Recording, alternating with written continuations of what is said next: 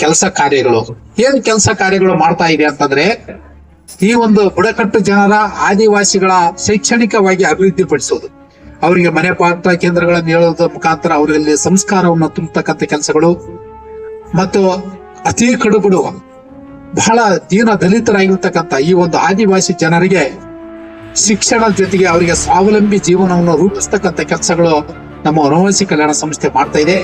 ಇವತ್ತು ಮನೆಪಾಠ ಕೇಂದ್ರಗಳ ಕರೆದಿರ್ತಕ್ಕಂಥ ಮನೆಪಾಠ ಕೇಂದ್ರಗಳು ಮತ್ತು ಹೊಲಿಗೆ ತರಬೇತಿಗಳ ಈ ಮನೆಪಾಠ ಕೇಂದ್ರ ಅಂದ್ರೆ ಏನು? ಟ್ಯೂಷನ್ ಕ್ಲಾಸ್ ಅಂತ ಕರಿತೀವಿ ನಾವು. ಟ್ಯೂಷನ್ ಕ್ಲಾಸ್ ಅಂತಂದ್ರೆ ಎಂತ ಟ್ಯೂಷನ್ ಕ್ಲಾಸ್ ಅಂತಂದ್ರೆ, ಮನೆಪಾಠ ಕೇಂದ್ರದಲ್ಲಿ ಒಬ್ಬರ ಆಚಾರ್ಯ ಅಂದ್ರೆ ಶಿಕ್ಷಕರು, ನಾವು ನಮ್ಮ ವನವಾಸಿ ಕಲ್ಯಾಣದಲ್ಲಿ ಕರೀತಕ್ಕಂಥ ಆಚಾರ್ಯರು ಅಂತ ಕರಿತಾ ಇದೀವಿ.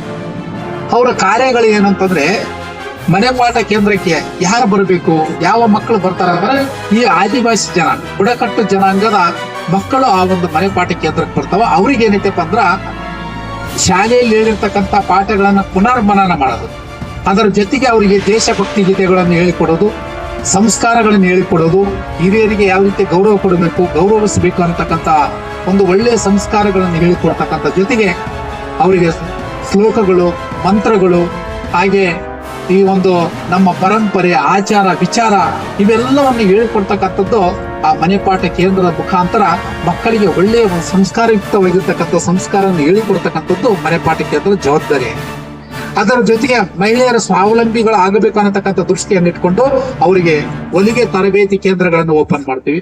ಆ ಹೊಲಿಗೆ ತರಬೇತಿ ಕೇಂದ್ರದಲ್ಲಿ ಎಲ್ಲ ಹೆಣ್ಣು ಮಕ್ಕಳಿಗೆ ಹೊಲಿಗೆ ಅಂದ್ರೆ ಬಟ್ಟೆ ಯಾವ ರೀತಿ ಹೊಲಿಯಬೇಕು ಅನ್ನತಕ್ಕಂಥದ್ದು ಅವರಿಗೆ ಪ್ರಪ್ರಥಮವಾಗಿ ನಮ್ಮದೇ ಆಗಿರ್ತಕ್ಕಂಥ ಏನಿದೆ ಅಂದ್ರೆ ಶ್ಲೋಕಗಳು, ಮಂತ್ರಗಳು, ಅದರ ಜೊತೆಗೆ ಅವರಿಗೆ ತರಬೇತಿಯನ್ನು ಕೊಡೋದು, ಈ ರೀತಿಯಾಗಿರ್ತಕ್ಕಂಥ ಸಂಸ್ಕಾರಯುಕ್ತವಾಗಿರ್ತಕ್ಕಂಥ ಕೇಂದ್ರಗಳು ನಮ್ಮದು. ಈ ರೀತಿಯಾಗಿ ನಮ್ಮ ವನವಾಸಿ ಕಲ್ಯಾಣ ಇಡೀ ನಮ್ಮ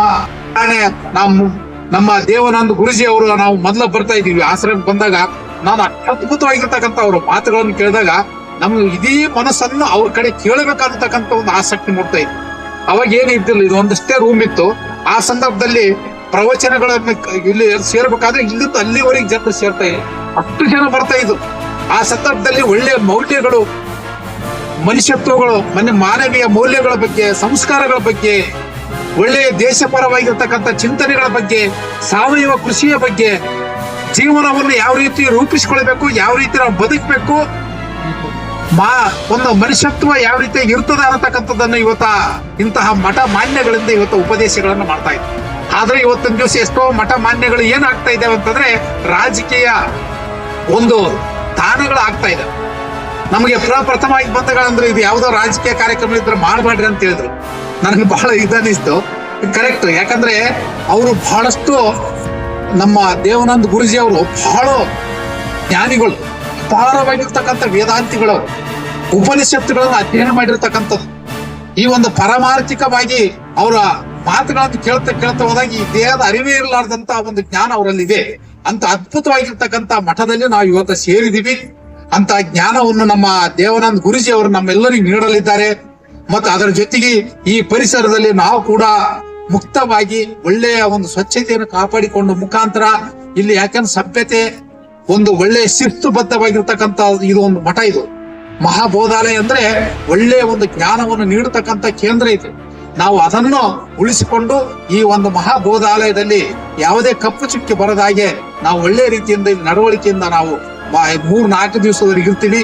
ಒಂದು ಸಹಕಾರ, ಎಲ್ಲರೂ ತಾವು ಸಹಕಾರ ನೀಡಬೇಕಂತ ಹೇಳ್ತಾ, ಇವತ್ತ ವನವಾಸಿ ಕಲ್ಯಾಣ ಸಂಸ್ಥೆ ಹೆಮ್ಮರವಾಗಿ ಯಾವಾಗ ಪ್ರಾರಂಭ ಆಯ್ತು, ನಮ್ಮ ಕರ್ನಾಟಕದಲ್ಲಿ 1988ರಲ್ಲಿ ಪ್ರಾರಂಭ ಆಯ್ತು. ಒಂದು ಹಾಸ್ಟೆಲ್ ಮಾಡೋ ಮುಖಾಂತರ ಪ್ರಾರಂಭಗೊಂಡು ಇವತ್ತು 10-15 ಹಾಸ್ಟೆಲ್ಗಳನ್ನು ನಡೆಸ್ತಾ ಇದ್ದೀವಿ.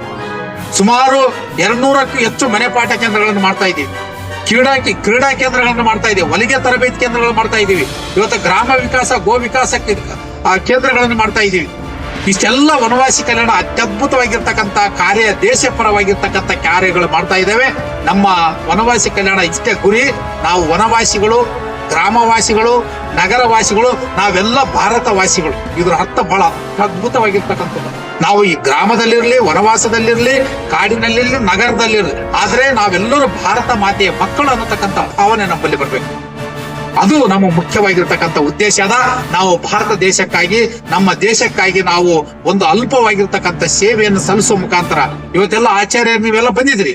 ಇವತ್ತು ಏನಿದೆ ನಮ್ಮ ಸಮಾಜದಲ್ಲಿರ್ತಕ್ಕಂಥ ಮಕ್ಕಳಿಗೆ ವಿದ್ಯೆಯನ್ನು ಕಲಿಸಿಕೊಡ್ತಕ್ಕಂಥ ಮಾತಿಯರು ನೀವೆಲ್ಲ, ಶಿಕ್ಷಕರು ನೀವು, ಇಡೀ ಒಂದು ಸಮಾಜದಲ್ಲಿ ಒಂದು ಸೇವೆಯನ್ನು ಕೊಡ್ತಕ್ಕಂಥ ಸೇವಾರ್ಥಿಗಳು ನೀವೆಲ್ಲ ಅಂತ ಅದ್ಭುತವಾಗಿರ್ತಕ್ಕಂಥ ಸೇವೆಯನ್ನು ನೀಡ್ತಾ ಇದ್ರಿ. ಯಾವುದೇ ಆಸೆ ಆಮಿಷಗಳಿಲ್ಲದೆ ನಮ್ಮ ವನವಾಸಿ ಕಲ್ಯಾಣದಲ್ಲಿ ಜೋಡಿಸಿಕೊಂಡು ಇವತ್ತು ಕಾರ್ಯ ಮಾಡ್ತಾ ಇದ್ದಾನೆ. ನಿಮ್ಮ ಕಾರ್ಯ ಶ್ಲಾಘನೀಯವಾಗಿರ್ತಕ್ಕಂಥದ್ದು.